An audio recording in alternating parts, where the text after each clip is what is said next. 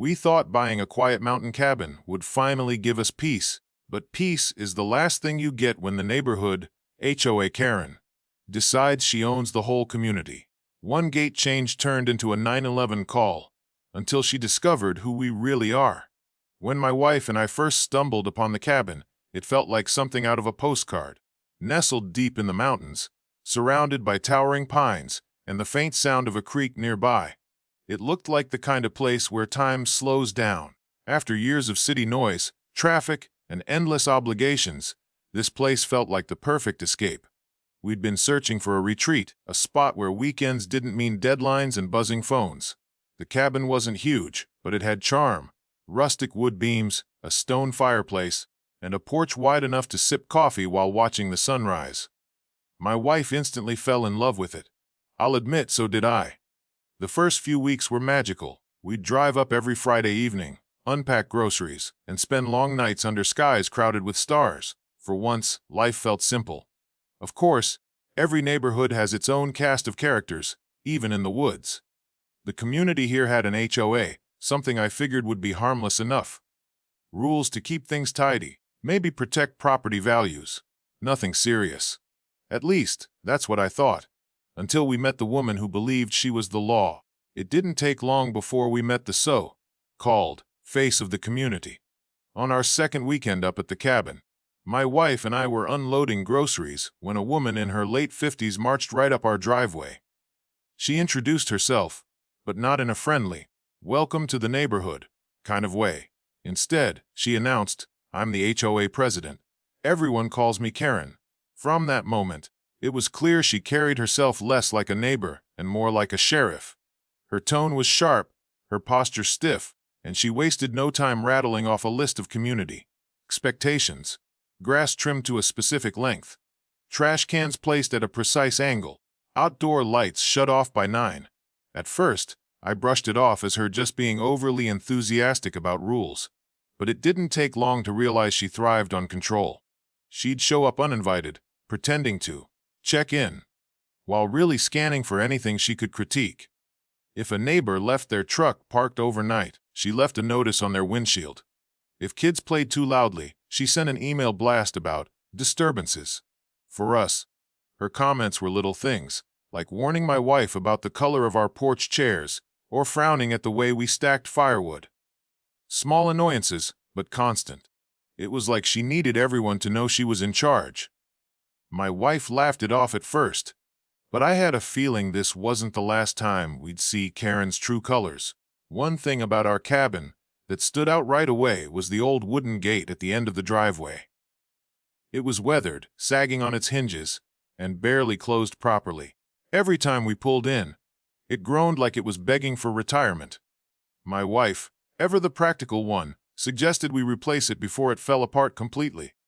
The project wasn't about making a statement. We weren't trying to change the look of the neighborhood or ruffle feathers. We just wanted a gate that worked. After some research, my wife picked out a simple but sturdy design. Dark iron with clean lines, something that matched the rustic feel of the cabin. It wasn't flashy. It wasn't oversized, and it certainly wasn't against any written rule in the HOA handbook. She was excited to make it happen, almost treating it like her personal project. One sunny Saturday, she rolled up her sleeves, put on her work gloves, and got to it. I helped unload the supplies, but honestly, she wanted to lead the way. She's proud like that. Resourceful, determined, and more than capable. From our point of view, it was just another weekend improvement, something normal homeowners do all the time. To us, it felt harmless, even productive. But apparently, to one particular neighbor, changing a gate was less of a home project and more of a crime scene. And it didn't take long before HOA Karen made her entrance, marching over with fury in her eyes. Karen must have radar for projects she doesn't approve of, because the moment my wife started bolting the new gate into place, there she was. I swear she appeared out of thin air, storming down the gravel road like she was about to shut down a crime scene. Her voice cut through the quiet mountain air. "Excuse me. What do you think you're doing?" My wife, calm as ever, looked up from her work and explained we were simply replacing the old, broken gate. Nothing major, just maintenance. But Karen wasn't having it. She crossed her arms and declared that any structural changes required written approval from the HOA. Now, mind you, we had the HOA handbook. I'd read it front to back before signing the purchase agreement. There wasn't a single line about replacing a gate. Still, Karen insisted we were violating community standards and would be fined immediately. My wife tried to reason with her, pointing out the gate was practically falling off. Instead of listening, Karen doubled down, her voice rising, cheeks turning red. At one point, she actually yelled, "This is an unauthorized construction project," as if my wife were building a skyscraper in the driveway. My wife just laughed softly, which only fueled Karen's rage. She jabbed her finger toward the road and announced, "If you don't stop right now, I'm calling the authorities." I thought she was bluffing. Who in their right mind calls 911 over a gate? But Karen's glare told a different story. She pulled out her phone, dialed with shaking hands, and started reporting suspicious activity. And that's when the situation went from ridiculous to downright unbelievable. At first, I honestly thought Karen was bluffing. I mean, who calls 911 over a homeowner fixing their own gate? But then I heard her voice sharpen as she actually spoke to the dispatcher. "Yes, I need officers sent immediately," she said, pacing at the end of our driveway. "There's unauthorized construction happening at this address, and I feel threatened." Threatened. My wife was holding a wrench and wearing gardening gloves. The only thing threatening was the squeaky old gate that refused to close. My wife stood frozen for a moment, half amused and half annoyed, then whispered to me, "She's actually doing it." Within 20 minutes, the unmistakable sound of crunching tires on gravel announced the arrival of 2 sheriff's deputies. Karen practically leapt into action, waving them over like she had just caught a fugitive. "That's them." She pointed dramatically, as if she'd just uncovered a cartel operation. The deputies approached calmly, their hands resting casually on their belts. One of them glanced at the new gate, then at my wife, then back at Karen, who was nearly vibrating with self-righteous energy. "Mom," one officer said, "can you tell us what's going on here?" Before my wife could answer, Karen jumped in, unloading her version of events, rules being broken, community safety at risk, complete chaos in her mind. The deputies listened, nodding politely. Then they turned to us, waiting for our side. And that's when things started to get really interesting. The deputies looked at my wife, then at me, clearly expecting an explanation that didn't involve criminal gate construction. My wife smiled politely, wiped her hands on her work gloves, and explained that we were simply replacing the old, broken gate. No heavy machinery, no loud disturbances, nothing that even remotely resembled an emergency. Karen interrupted, almost shouting, "They can't just decide to make changes without board approval. This is against HOA regulations. They're setting a dangerous precedent." She was practically shaking with anger, convinced she had delivered a watertight case. One deputy raised an eyebrow. "Board approval," he repeated, trying to make sense of her words. That's when I decided it was time to step in. "Actually," I said calmly, "I sit on the HOA board. In fact, I was elected as vice president last month, and as far as I know, there's no bylaw against repairing or replacing a personal gate, especially not one that was barely hanging on its hinges." The silence that followed was golden. Karen's jaw literally dropped. For weeks, she had treated us like naive newcomers, never once realizing she was barking orders at someone with more authority than her. The deputies exchanged a quick glance, and one of them gave a small nod. "Sounds like this is more of a neighborhood dispute than a police matter," he said. They were professional, but you could hear the hint of amusement in his tone. Karen's face flushed crimson. She stammered, searching for something to say, but the wind had been taken right out of her sails. For the first time, she had no comeback. And in that moment, the power she clung to so desperately slipped right through her fingers. When the deputies wrapped up, they politely reminded everyone to keep things neighborly, and headed back to their cruiser.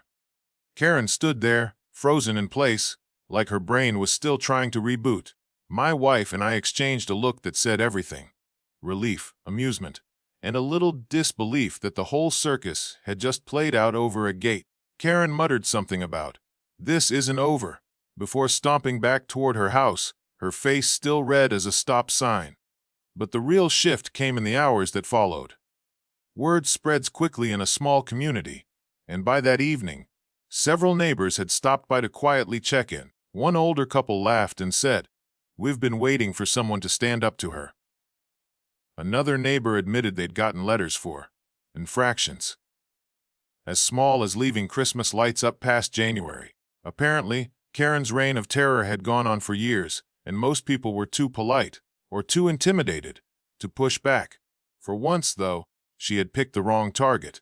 And the image of her calling 911, only to have the deputies side with us, was a story already making its way around the neighborhood.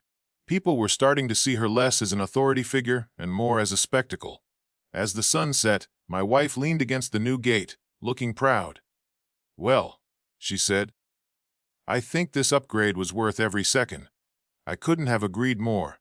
Sitting on the porch that night, I couldn't help but think about how quickly power can go to someone's head. Karen wasn't a bad person, not deep down. I truly believe that. But somewhere along the way, she confused looking out for the neighborhood with controlling everyone in it. That kind of thinking can turn even the simplest situations into battles. The truth is, most people just want peace. They want to enjoy their homes, raise their families, and maybe make small improvements without being treated like criminals. What happened with the gate wasn't really about rules, it was about respect. Respect for boundaries, for common sense, and for the idea that not every little thing needs policing. The ironic part, our new gate actually benefits the community. It makes our property safer, cleaner, and more welcoming. In any other neighborhood, it would have been praised as an improvement. But under Karen's watchful eye, it became a spark for unnecessary conflict. That night, my wife and I agreed on one thing: sometimes standing your ground isn't about winning an argument. It's about reminding people that fairness matters. And maybe, just maybe, it's the only way a community truly thrives. Looking back, it's almost funny how something as small as a gate exposed so much about life in that community. What began as a simple home improvement turned into a showdown that showed everyone exactly who Karen really was, and who we were too. For weeks after the incident, neighbors kept bringing it up, half in disbelief, half in gratitude. Some admitted they'd felt powerless against her constant nitpicking, while others just enjoyed the irony of her calling 911 over something so harmless. In the end, the gate wasn't just a piece of iron and wood. It became a symbol of finally standing up to a bully. My wife and I didn't move to the mountains for drama. We came for peace, quiet, and starry nights. And though we got more excitement than we bargained for, we also learned a valuable lesson. Sometimes you don't choose the battles, they find you. What matters is how you handle them. Now, every time we drive through that gate, we can't help but smile. It's more than just an entrance to our cabin. It's a reminder that respect matters, boundaries matter, and sometimes the best way to deal with a Karen is to let her defeat herself.